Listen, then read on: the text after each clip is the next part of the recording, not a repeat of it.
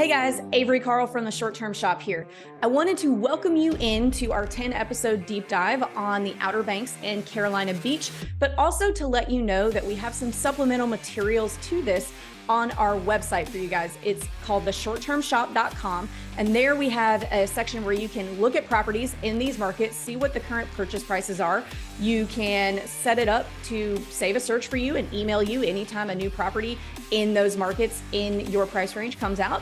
We also have the AirDNA data, thanks to our friends over at AirDNA for this market. So you can use those two things to analyze. We've got a calculator for you there too to help tie it all together. And if you guys are ready to maybe start talking to an agent in this market, you can email us at agents@theshorttermshop.com and we will connect you to our expert agents in this market. Or maybe you're not ready to do that, but you just want to hang out with us more, and that's cool because we want to hang out with you too. And we have a Facebook community where you can do that. It's called Short-Term Rental, Long-Term Wealth, same title as my book. And it's just a community of 60,000 of our closest friends who are sharing best practices and just kind of hanging out with other real estate investors. So it's pretty cool. We hope to see you over there. And last but not least, if you have questions, you want to talk to a real person like myself, it will be myself actually, and Luke.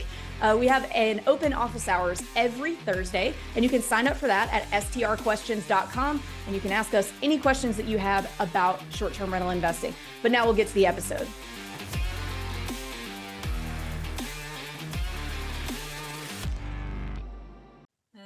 Short-term show, special episodes. We are on the beaches of North Carolina, and we are having way too much fun already. This is episode 9. We're going to talk about common occurrences, things that happen often as a landlord, as a property manager in the world of rental real estate, and purchasing a property. But for the most part, day-to-day operations are going to be covered as far as what we run into on a daily basis, a weekly, annual basis. So let's go with bugs. What do we have to look out for as far as dealing with exterminators? How often do they come? What type of bugs are common? Joe, I'll go to you just because you're on the top screen here. I love it. Oh, bugs. Bugs are such a fun subject to jump into. So we have what we call palmetto bugs around here, and they are technically a roach, and they are massive and they are scary, and they love to get inside your house. Yeah, they're huge and they can fly. So we're just gonna get all the bad stuff out of the way right now.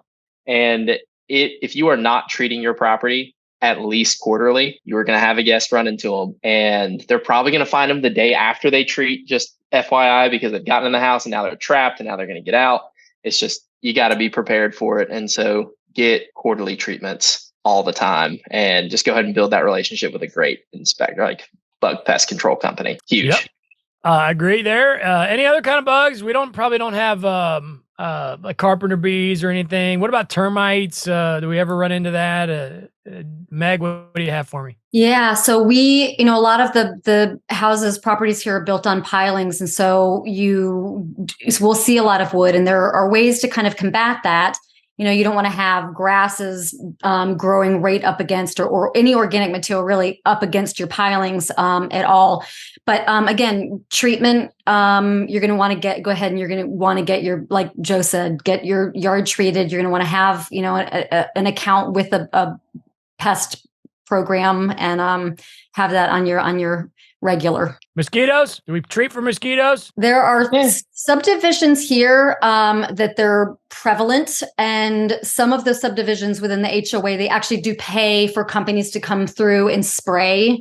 And it does make a noticeable difference. It's really, really nice to have. We also have what are called midges here. So especially in the summertime, spring, and actually, I don't know about the fall, but they love the light. So if you've got guests that are leaving the doors open and the lights on at night, you will have hundreds of these things, and they'll die overnight, and your floor and your windowsills will be covered with them. They're not intrusive or bothersome, but they're, you've got bugs. They're these little flying things. Calvin, you're nodding your head. Yeah, we have to treat for mosquitoes pretty regularly just because we're on a canal. So they like to sit back there in the bushes. So we have actually a separate guy comes out for mosquitoes because a lot of the pest control folks in the area don't cover for mosquitoes as well. So we do that 10 applications every 3 weeks for, throughout the summer. Yeah, everything's pretty affordable, I'd say. I don't know what you guys' experiences are, but it's not too bad to pay for pest control and then really just get upstream of that problem. Worth every penny. Just do it. It's worth it. And while we're at it, And while we're at it, let's go ahead and introduce Calvin. We totally skipped over that entire process. That's my fault. Calvin is a short-term shopper. He has purchased 2 homes with the shop. Calvin, where do you live? I live in Raleigh, North Carolina. Born and raised. Born and raised. Wonderful. And where is your home in North Carolina? It's in Ocean Isle Beach, North Carolina. So it is just south of where Joe's at, Carolina Beach, and pretty far south of where Meg's at. Okay, wonderful. How big is it? It's about 1,700 square feet, 5 bedrooms. Not much wasted space in there. Yeah, okay. Got a little sleep on the beach machine. I love it. Cool, man. Well, it's great to have you here. And I'll give you this one. I'm going to give you this one, man. You are a repeat offender for Management Monday. Calvin has been to Management Monday twice over the period of a year, which is, of course, a class that we teach here at the short-term shop in the education department. We would love to have you come. It is free if you are a short-term shop client. So if you buy a house with the lovely Meg or the lovely Joe, you come hang party with me every Monday, and it's a good time. Anyway, so plug. Calvin, what do you do when a guest shows up to a dirty house? So admittedly, this has happened to me a couple of times. After the first one I bought, it has not happened on the second one. And usually it's a communication issue between you and your cleaner. And it's one of the worst things you can have happen. The guest sees all these photos. It's a beautiful house. And then they come in and, it's still dirty. So in my experience, it's been all hands on deck. And, you call the cleaner, you get somebody over there as quickly as possible. And typically I'll send the guest out, say, go to dinner on me. I'll cover the cost of it. And by the time you get back, your house will be clean. And then also usually I'll refund the cleaning fee as well, because, they expect to show up to a clean house when they get there. And most of the time guests are pretty reasonable about that. Sometimes you might have some that are sticklers, but I think generally people are pretty good at understanding as long as you do your best to address the issue as quickly as possible. Look at that.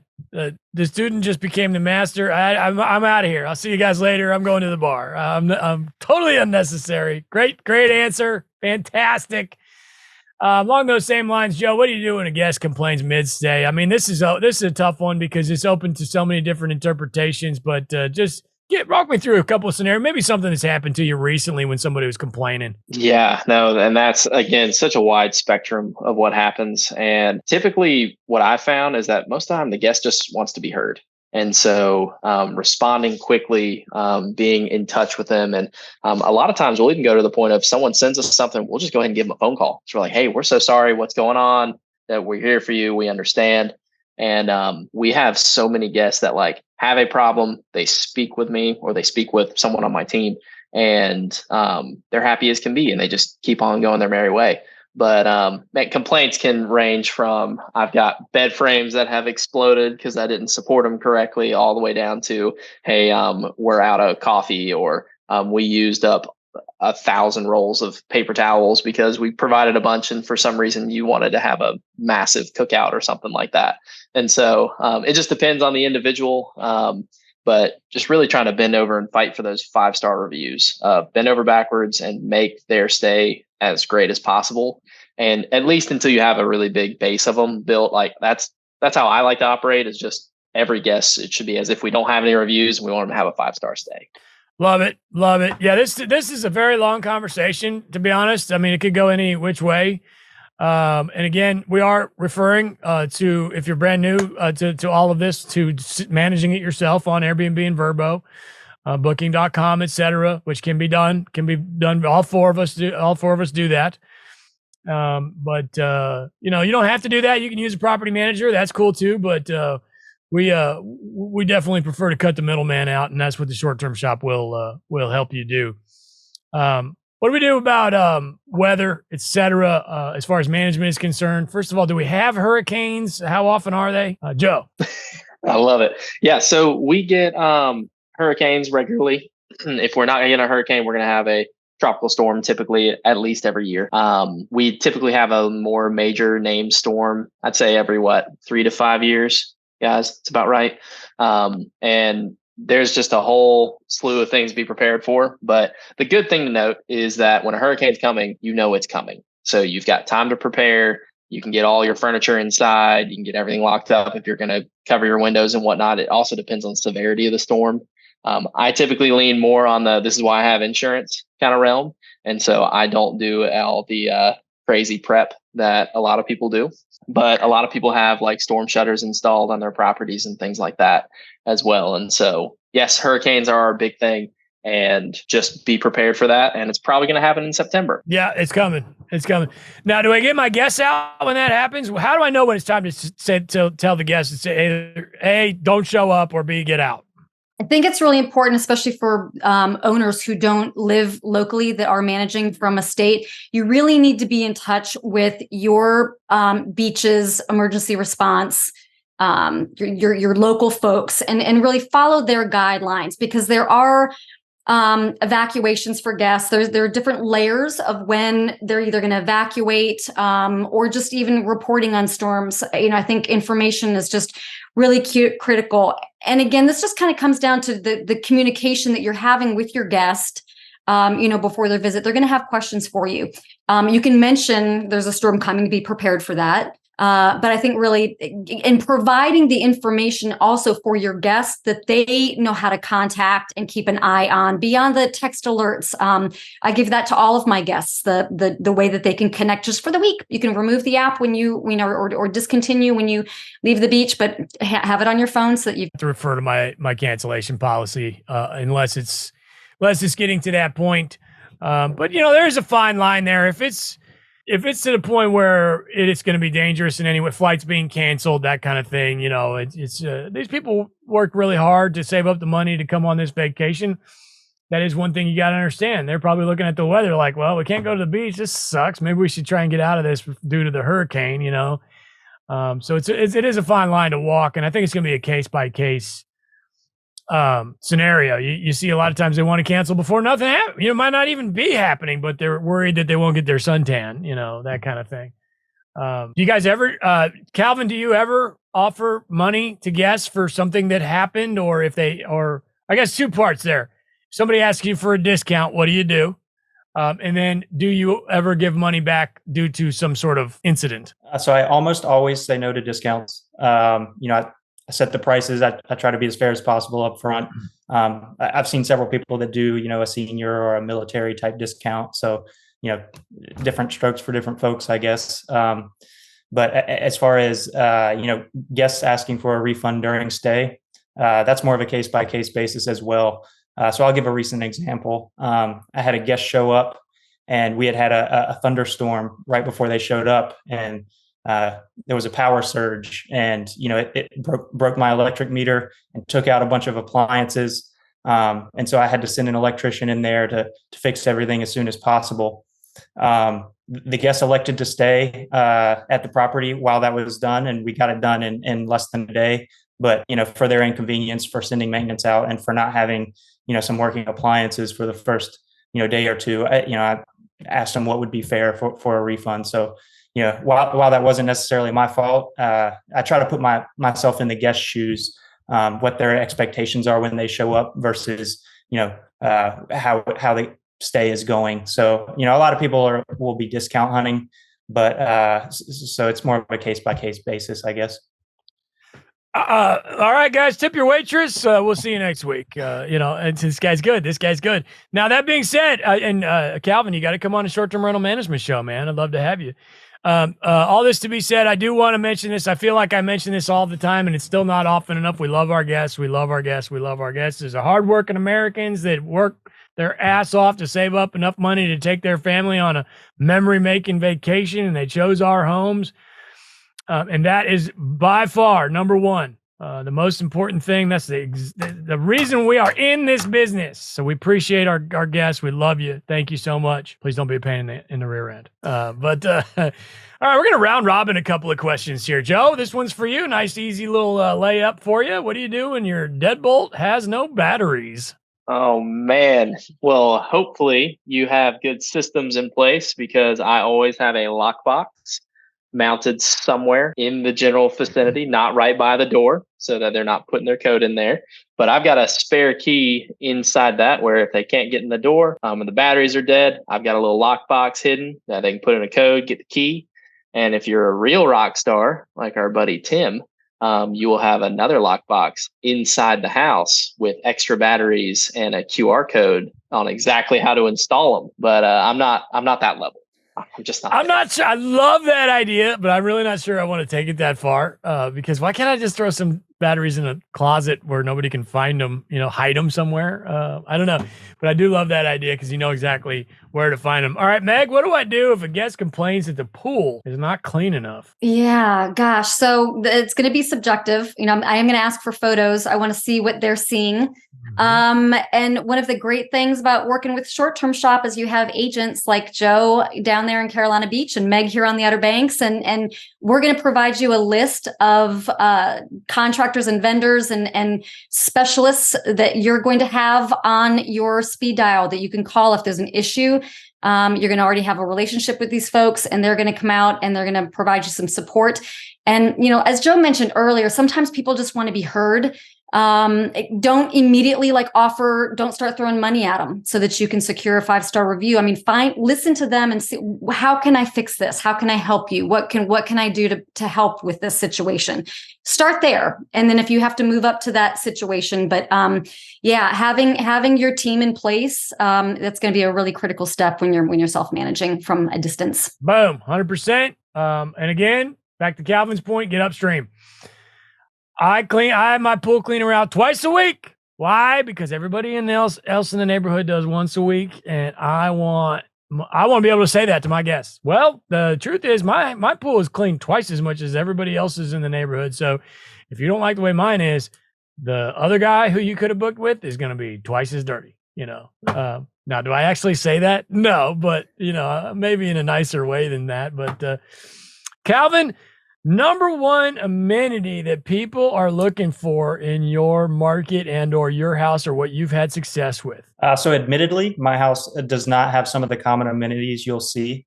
So I think the biggest one is a pool that everybody looks for in the beach markets.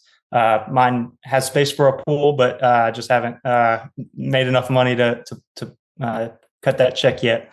Another big one that's catching popularity is a putt course. So I'm planning to put a mini golf course in my backyard. So that should help a lot.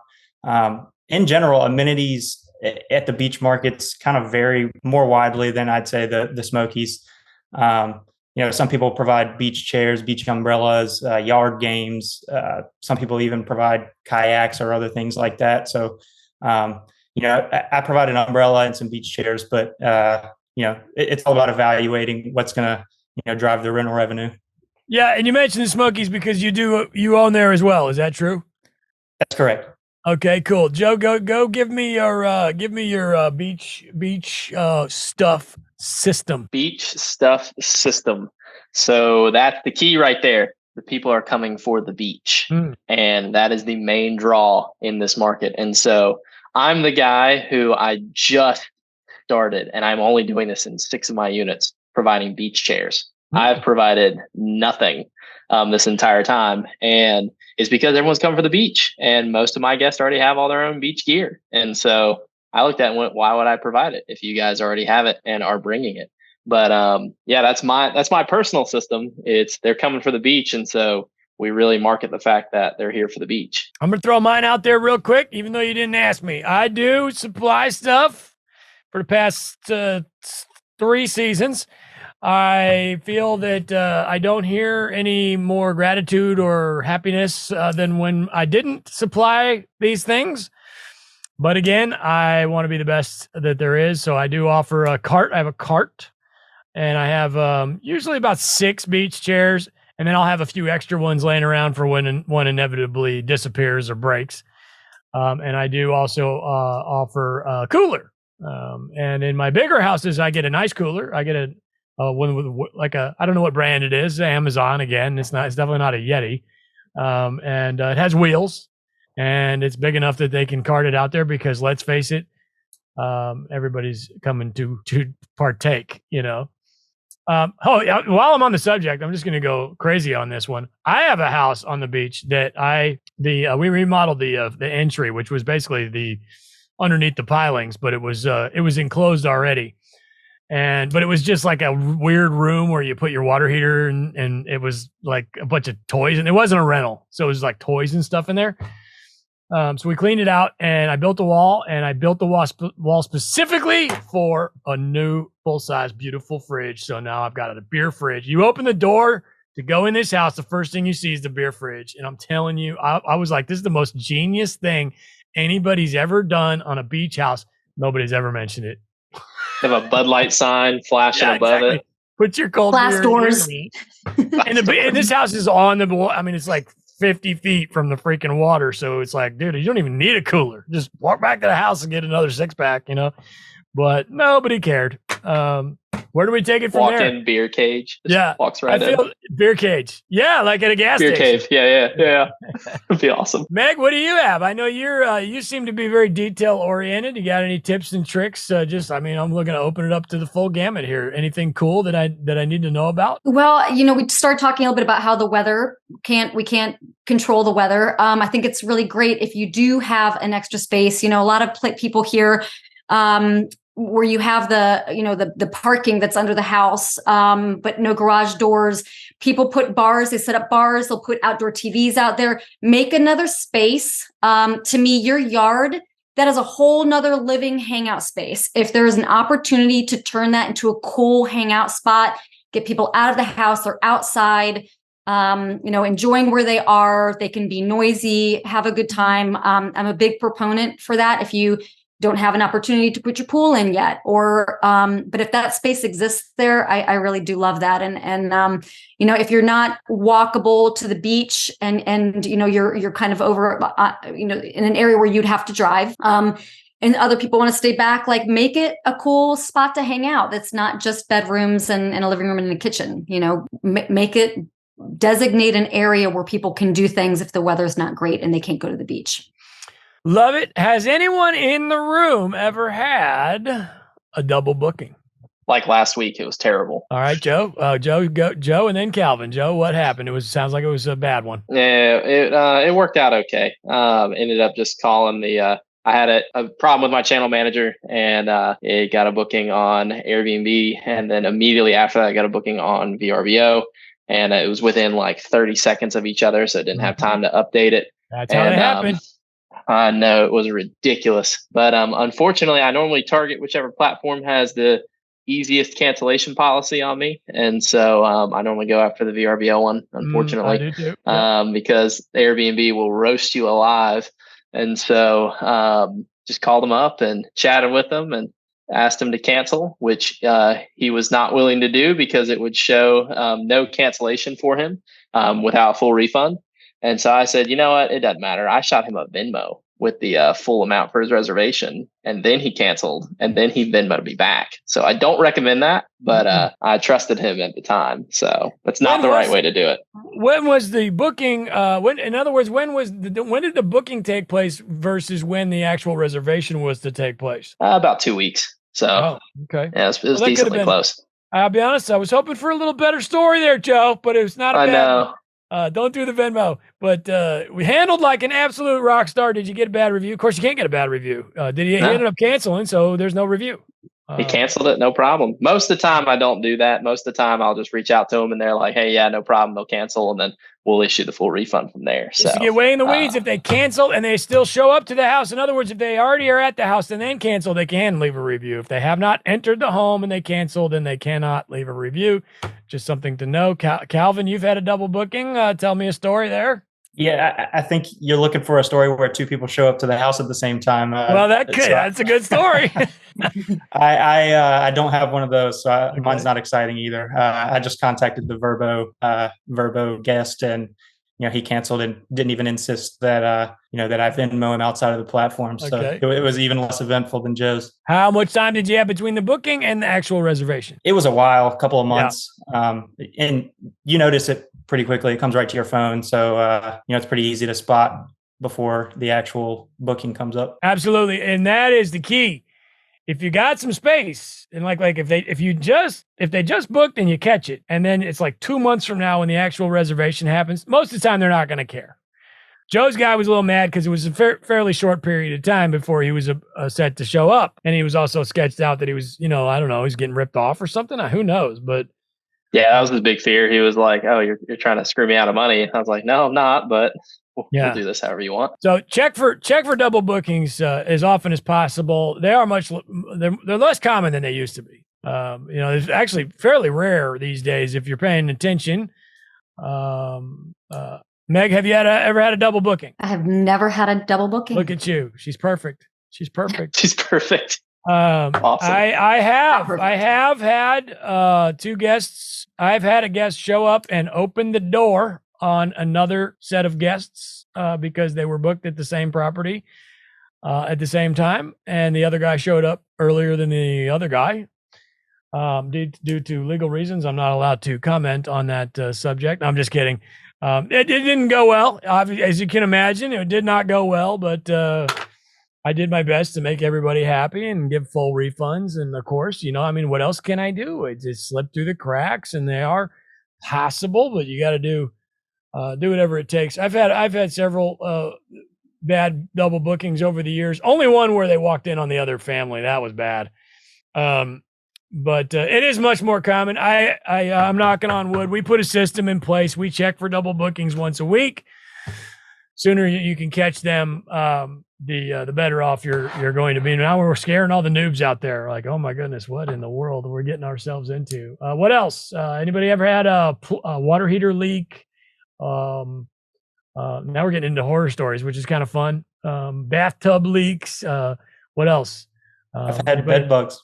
Oh, look out. Oh, right. no. See you later. See you. Bye. It's nice to tip your waitress. This guy's got stories. Calvin, how long have you been doing this? About 2 years. It was my first guest ever. You're kidding me. Nope. Did we talk about it at the time? I don't believe so. Okay. All right. Oh, my goodness. Look at you. That is enough to get somebody right out of the business. All right. Tell the story. Yeah. So we noticed that it had some weird looking bugs when we were up there the first time. So, luckily we had booked a different place because we had more people with us then. It's a small studio. So we weren't staying at the property. But we noticed some small bugs, and we got it heat treated, which is typically the treatment to kill bed bugs. Were you closed on the house already or not? We had closed on the house. And then we noticed that it probably had them. We didn't have an expert come out, but this guy needs an award. Calvin closed on a house that had bed bugs and didn't know it. That is not common. And wow, that sucks. I'm sorry that happened to you. Okay, so you went in and heat treated right out of the gate. Right out of the gate before the first guest even showed up. And then the first guest messaged me about, 3-4 days after they left, saying they had gone to the doctor and, oh no, yeah, and it was bad. So, first thing, I had guests lined up that were coming the next day. And so I had to cancel those guests. So, first few reservations, Airbnb's already, yelling at me for canceling guests. And then I got it fumigated, took care of the problem, and knock on wood, been good since. It's worth noting that this was not in the Carolina Beach market. So, woo. Not on the beach. Yeah. Okay. Yeah. Bed bugs are horrible. It's part of the business. It is, and it sucks. And we've done entire episodes on the subject. So, wow. Good war story there, man. Very first guest. I will say, just in general, to the newbies or anybody who's thinking about, getting into it, things come up and you address them, and then it ends up not being as bad as you think it sounds like before you ever invest. So, roll with the punches, and, there's more good than bad. He's a natural. All right. What am I missing, guys? More fun to talk about, though. Yeah. What am I missing? That's way more fun to talk about. Did we cover everything? Anybody have any final thoughts on what happens on a daily basis, dealing with guests, et cetera? I'll plug my podcast again. We talk about this subject all day, every day. It's short-term rental management. If you'd like to listen to that, and if nobody has any final thoughts, then we'll let you guys go. Joe, Meg, Calvin, you were wonderful, good looking, very, very well spoken young man. And on behalf of the Short Term Show, I'd like to say, don't overthink it.